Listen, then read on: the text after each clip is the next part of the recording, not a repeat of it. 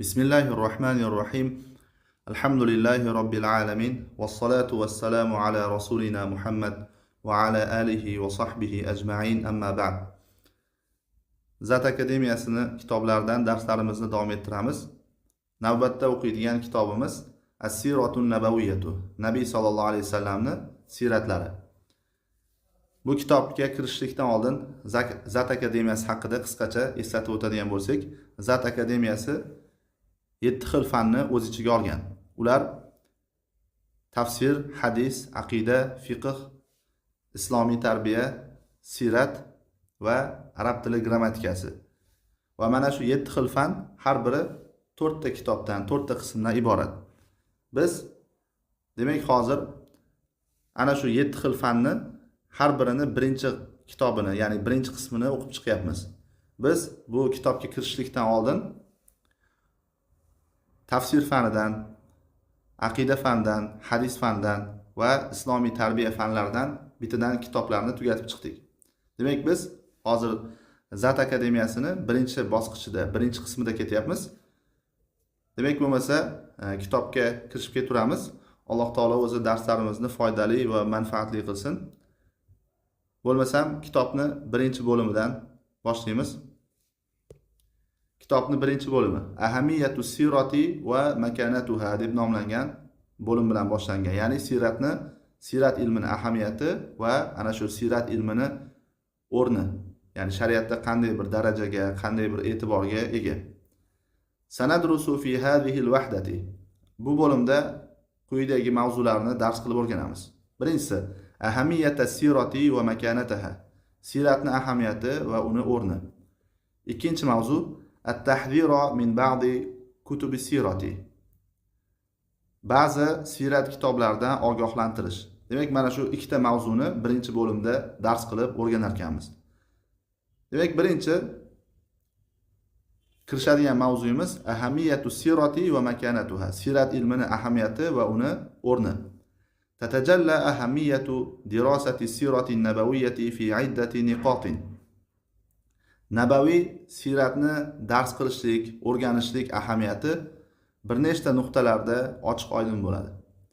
Demak, sirat ilmini, payg'ambar sollallohu alayhi vasallamning hayotlarini o'rganishlik, mana shu ilm qanday ahamiyatga ega?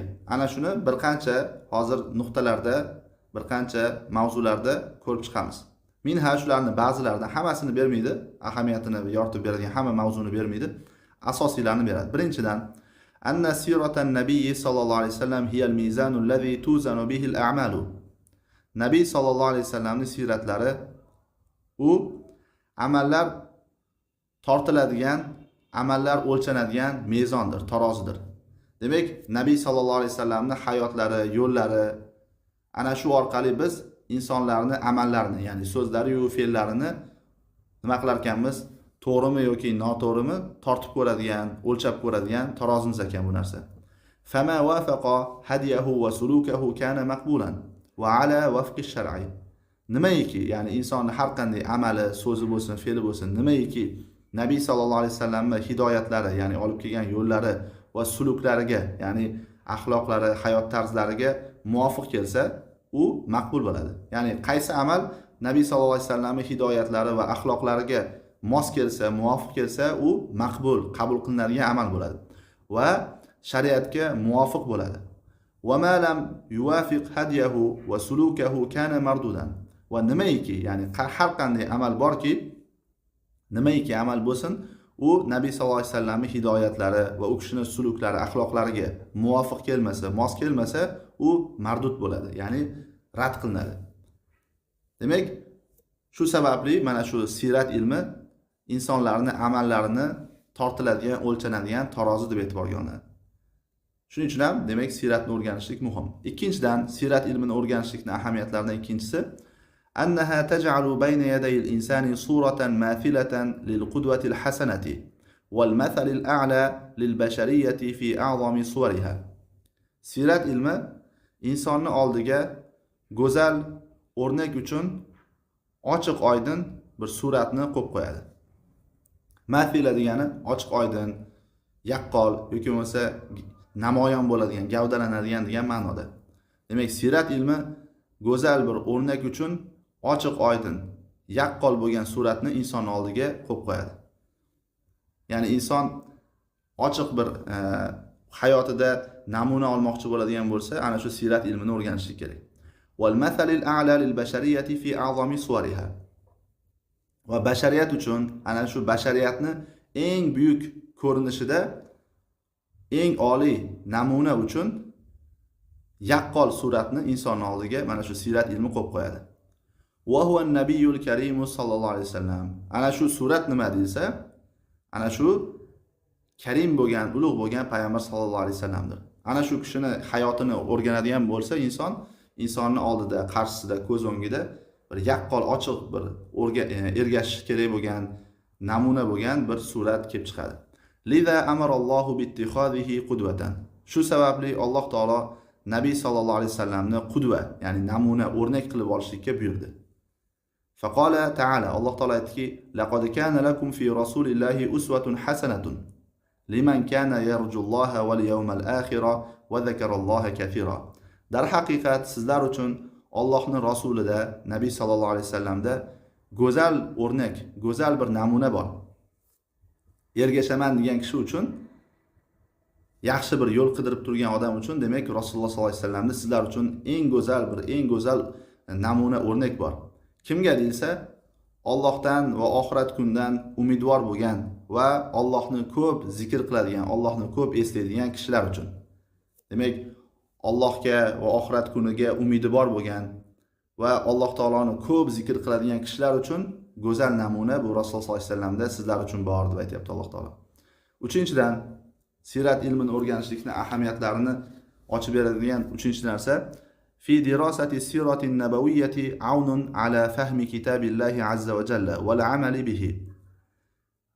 Nabaviy siratni dars qilishlikda, o'rganishlikda Alloh azza va jallani kitobini tushunish va Alloh taoloni kitobiga amal qilishlikda yordam bor.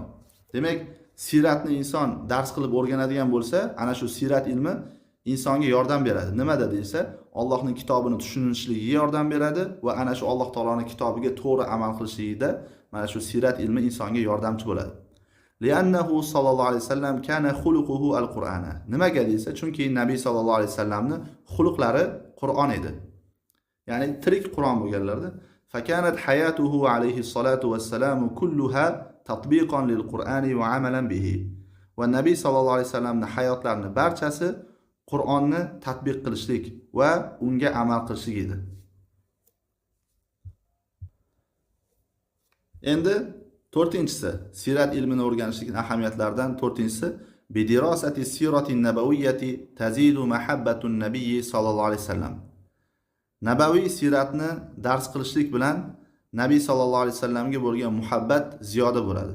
Inson nabaviy siratni, ya'ni Nabiy sallallohu alayhi vasallamning hayotlarini o'rganadigan bo'lsa, Nabiy sallallohu alayhi vasallamga bo'lgan muhabbati ziyoda bo'laveradi. Va zalika bil ittila'i ala al jawanib al azimati fi hayatihi. Ana shu narsa qanday bo'ladi desa, Nabiy sallallohu alayhi vasallamning hayotlaridagi ulkan, katta bo'lgan taraflarni, tomonlarni ittilo qilishlik, ya'ni o'qib o'rganishlik bilan hosil bo'ladi. Va qad qala alayhi salatu vassalam: "La yu'minu ahadukum hatta akuna ahabba ilayhi min walidihi va waladihi wan nasi ajma'in." Muttafaqun alayh. Nabiy sallallohu alayhi vasallam muttafaqun alayh bo'lgan hadisda aytdilarki, sizlardan biringiz iymon keltirgan bo'lmaydi, ya'ni komil mo'min bo'la olmaydi, hattoki unga otasidan, farzandidan va insonlarning hammasidan men insonga sevimliroq, suyukliroq bo'lmagunimgacha deb aytdilar. Demak, inson komil iymonli bir mo'min bo'lmoqchi bo'ladigan bo'lsa, Nabiy sallallohu alayhi vasallamga bo'lgan muhabbati otasidan ham, ya'ni unga onasi ham kirib ketadi, ya'ni ota-onasidan ham, farzandlaridan va insonlarning jamiki hammasidan Payg'ambar sallallohu alayhi vasallam sevimli, suyukli bo'lishi kerak. Shunda inson Payg'ambar sallallohu alayhi vasallamga mana shunaqa muhabbatga erishadigan bo'lsa, komil mo'min bo'la oladi.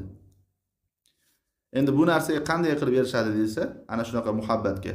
Albatta Payg'ambar sallallohu alayhi vasallamni siratlarini, hayotlarini o'qib o'rganishlik, u kishining axloqlari qanday bo'lgan, dushmanlariga qanday muomalada bo'lganlar va yonlaridagi sahobalarga qanday muomalada bo'lganlar, yoshga qanday, qariga qanday, ayolga, farzandlariga qanday muomalada bo'lganlar, musibat kelganda qanday ish tutganlar va Alloh taoloning ne'matlari kelganda qanday shukr qilganlar. Ana shu narsani inson o'qib o'rganadigan bo'lsa, mukammal bir inson bo'lganliklarini payg'ambar sollallohu alayhi vasallamni ko'rib o'zi nima bo'ladi? Payg'ambar sollallohu alayhi vasallamga bo'lgan muhabbati ziyodalashib boradi.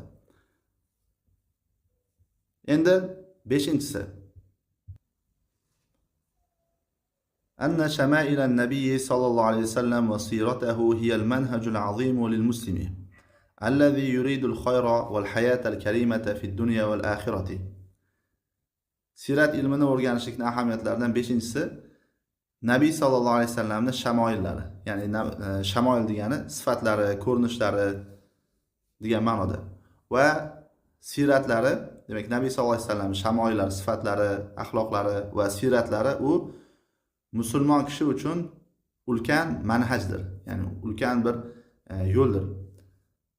Allazi yuridul khayra wal hayatal karimata fid dunya wal akhirati. Qanday musulmonga desa, dunyo va oxiratda yaxshilikni va go'zal bir hayotni xohlagan musulmon kishiga ana shu payg'ambar sollallohu alayhi vasallamning shamoillari va siratlari ulkan manhaj, ulkan bir yo'ldir. 6-dan at-ta'arrufu 'ala al-jil al-'azim, jil as-sahabati radhiyallohu anhum. Sirat ilmini o'rganishlikdan ahamiyatlaridan 6-inchisi nima ekan desa, ulkan davr, ulkan asr, sahobalar asrini o'rganishlik, ana shu asr bilan tanishib chiqishlik. Va mawaqifihim ma'a Rasulillahi sallallohu alayhi vasallam va xidmatihim li shari'atihi va iftidaihim iyyahu bin nafsi wal waladi wal mali. Va yana Rasululloh sallallohu alayhi vasallam bilan bo'lgan ularni mavqiflari, ya'ni tutgan o'rinlari, muomalalari va Rasululloh sallallohu alayhi vasallamning shariatlariga ularni xizmatlari va Rasululloh sallallohu alayhi vasallamga nafslari, ya'ni jonlari, farzandlari va mollarini fido qilganliklarini tanishlik, bilishlik va mada hirsihim ala al-iqtida'i bihi fi kulli qawlin va fi'lin va amrin va nahyin. Va yana har bir so'z, fe'l, buyruq va qaytariqda Nabiy sallallohu alayhi vasallamga ergashishlikka bo'lgan ularni harisliklarini, chegarasini bilishlik. Demak, inson sirat o'rganadigan bo'lsa, sahobalarning hayoti va ularni payg'ambar sollallohu alayhi vasallam bilan bo'lgan munosabatlari, muomalalarini ham tanishib chiqadi. Fayakunu sabilan lil iqtida'i bihim. Natijada bu narsa ularga ergashishlikka yo'l bo'lib qoladi. Demak, mana shu tanishib chiqadigan bo'lsa, bu narsa nima bo'lib qoladi desa, sahobalarga ergashishlik uchun natijada bu narsa yo'l bo'lib qoladi. 7-dan anna fi dirasati sirati aunan li fahmi ad-din kullihi. Albatta, siratni dars qilish, o'rganishlikda dinni barchasini tushunishlikka yordam bor. Insonni dinni tushunishligiga yordam beradi bu narsa. Bada'an bil aqidati wal ibadati wal fiqhi. Dinni aytayaptiki, barchasini o'rganishlikka yordam bo'ladi deb turib, aqida, ibodat va fiqhdan boshlab. Ya'ni mana shulardan boshlab to dinni barcha ishlarida tushunishlikka yordam beradi. Izkanat hayatuhu sallallohu alayhi vasallam tatbiqan lid-dini kullihi. Chunki Nabiy sallallohu alayhi vasallamning hayotlari dinni barchasini tatbiq qilishlik, amalga oshirishlik edi. Demak, mana shu 7 ta nuqta bilan sirat ilmini o'rganishlik ahamiyatini bizga tanishtirib chiqdi. Endi keyingi mavzu, birinchi bo'limdagi ikkinchi mavzuga yetib keldik. At-tahdhiru min ba'dil kutubi. Ba'zi kitoblardan ogohlantirishlik. Hadihi lamhatun yasiratun ala ba'dil kutubi. Mana bu ba'zi kitoblarga yengil bir nazar tashlashlikdir. Allati yastaqi minha al-ba'du siratan nabiy sallallohu alayhi vasallam. U kitoblarki, ana shu kitoblardan ba'zilar Nabiy sallallohu alayhi vasallamning siratini olishadi, o'rganishadi. Ala ma fiha min khatarin va axto'in kabiratin. Ana shu kitoblardagi xatar va katta ulkan xatolar bo'lishiga qaramay. Demak, hozir ba'zi kitoblarga ishora qiladi. Ana shu kitoblardan ba'zilar Nabiy sallallohu alayhi vasallamning siratini o'rganaman deb ana shu kitoblarni mutolaa qiladi.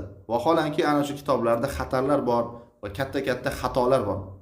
Va min zalika, ana shularni ba'zilaridan, demak, o'zi bu mavzuda botil bo'lgan, xato yozilgan uslubdagi yoki yolg'on uydirmalarga to'la bo'lgan siyrat kitoblari ko'p, tarix kitoblari ko'p. Lekin ana shulardan ba'zilariga ishora qilib o'tmoqchi, ya'ni. Ana shularning demak ba'zilaridan Kutubul adabi va dawawinush shi'ri. Odob kitoblari va she'r devonlari. Ka kitabil ag'ani li Abil Faraj al-Asbahani. Demak, odob kitoblari bor va she'r kitoblari, she'r devonlari bor. Ana shularda ko'p har xil uydirmalar ko'p demoqchida. Xuddiki masalan Abul Faraj Asbahoniyni Ag'oni kitobi kabi deb aytibdi. Mana shu Ag'oni kitobi ham mana shu adab va she'r devonlariga misol bo'ladi. Mana shunda ham demak xatarlar va katta xatolar bor deb aytibdi. Bu kitobni shaxsan o'zim o'qimaganman, lekin muhim mana shu joyda kitobimizda demak mana shu kitobdan qaytaryapti. Keyin esa Avil Aqdul Faridu Ibn Abdi Rabbih al-Andalusi. Keyingi kitob yoki bo'lmasa mana Aqdul Farid degan kitob. Bu Andaluslik Ibn Abdi Rabbih degan kishiga tegishli ekan. Bu kitobda ham demak har xil xatolar va xatarlar bor deb aytibdi. Faqad ishtamalat hadhihi al-kutubu ala akhbarin va tafasila an nabiy sallallohu alayhi vasallam va an ashabihi radhiyallohu anhum makzubatan batilatan. Dar haqiqat mana bu kitoblar, ya'ni yuqorida o'tgan nomi zikr qilingan kitoblar bo'lsin va shunga o'xshagan kitoblar bo'lsin, bu kitoblar Nabiy sallallohu alayhi vasallam va sahobalardan Nabiy sallallohu alayhi vasallam va sahobalar haqidagi xabarlar va tafsilotlarni botil va yolg'on ko'rinishda o'z ichiga oldi. Demak, bu kitoblar yuqoridagi Ag'oni kitobi bo'lsin, Aqdul Farid yoki shunga o'xshagan kitoblar Nabiy sallallohu alayhi vasallam va sahobalari haqidagi xabarlar va tafsilotlarni botil, bekor bo'lgan, bir yolg'on bo'lgan holatda ana shu xabarlarni o'z ichiga oldi. Ala ma fiha min ad-dassi va at-tashwih va at-tazwir lit-tarikh. Demak, mana shu kitoblarda yuqorida nomi zikr qilingan va yoki shunga o'xshagan nomi zikr qilinmagan kitoblarda das bor. Das degani yashirish, berkitish degani. Tashvih bo'lsa o'zgartirishlik. Masalan, voqealarni haqiqatidan o'zgartirish. Tazvir bo'lsa soxtalashtirish. Demak, aytayaptiki, ana shu kitoblarda yashirish, o'zgartirish va tarixni soxtalashtirishlik bo'lishi bilan birga deb aytayapti. Fala yanbaghi an takuna hadhihi al-kutubu masdaran lit-talaqqi al-akhbari aw as-siyari. Aytayaptiki, mana bu kitoblar xabarlar va siyratlarni o'rganishlik uchun manba bo'lishligi lozim emas, durust emas. Xossatan ma yata'allaqu bin-nabiy sallallohu alayhi vasallam va tarixi al-islami va akhbari as-sahabati radhiyallohu anhum. Xossatan Nabiy sallallohu alayhi vasallam va islom tarixi hamda sahobalarning xabarlariga taalluqli bo'lgan narsalarda deb aytibdi. Ya'ni Nabiy sallallohu alayhi vasallamning hayotini o'rganish va islom tarixini o'rganishlik va sahobalarning xabarlari, ularning tarixini o'rganishlikda bunaqa uydirma kitoblardan yana ham ehtiyot bo'lishlik kerak. Ya'ni aytmoqchiki, bunaqa o'zi yolg'onlar o'z ichiga olingan kitoblar umuman o'zi o'qimaslik kerak. Bu narsalar, bunaqa kitoblarni umuman o'qib o'tirib vaqtni behudaga sarflamaslik kerak. Lekin bo'lib ham yana ham Nabiy sallallohu alayhi vasallamning tarixiga tegishli bo'ladigan bo'lsa, bunaqa yolg'on kitoblar umuman o'qimaslik kerak demoqchi. Chunki inson payg'ambar sallallohu alayhi vasallamning hayotlarini o'qib, ana shu kishiga Nabiy sallallohu alayhi vasallamning yo'llariga ergashishlik uchun o'qiydi. Va sahobalarning ham xabarlarini o'qib turib, ana shu sahobalarni tushunganidek dinni tushunishlikka, ularning yo'lini tutishlikka harakat qiladi. Bu kitoblar bo'lsa yolg'on uydirmalar, har xil o'zgartirishlar, haqiqatlarni yashirishliklar bor. Shuning uchun bunaqa kitoblarni umuman o'qimaslik kerak, vaqt sarflamaslik kerak. Endi shu bilan birinchi bo'limimiz nihoyasiga yetdi. Birinchi bo'limning oxirida mana nashat bergan, ya'ni savollar. Bu savollarga o'zingizlar mustaqil javob berib ketaverasizlar qo'ldan kelgancha. Birinchi savolda aytayaptiki, nabaviy siyratni ahamiyati borasida muxtasar yozing deb aytayapti. Ya'ni o'zingiz o'qigan, eshitganlaringizdan mustaqil o'zingizni xulosangizni yozasiz. Keyin ikkinchi savolda bo'lsa, ba'zi kitoblardan ogohlantirishlik o'tildi. Endi ana shu nomi zikr qilinmagan, lekin shunaqa xatari bor, xatolari bor bo'lgan, yolg'onlari bor bo'lgan ikkita kitobni zikr qiling deb aytgan ekan. Uni o'zingizlar o'qib, izlanib, demak yozasizlar. Shu bilan demak birinchi bo'limimiz nihoyasiga yetdi. Ikkinchi bo'limda inshaalloh Nabiy sallallohu alayhi vasallamning siratlariga kirishamiz. Vallohu a'lam.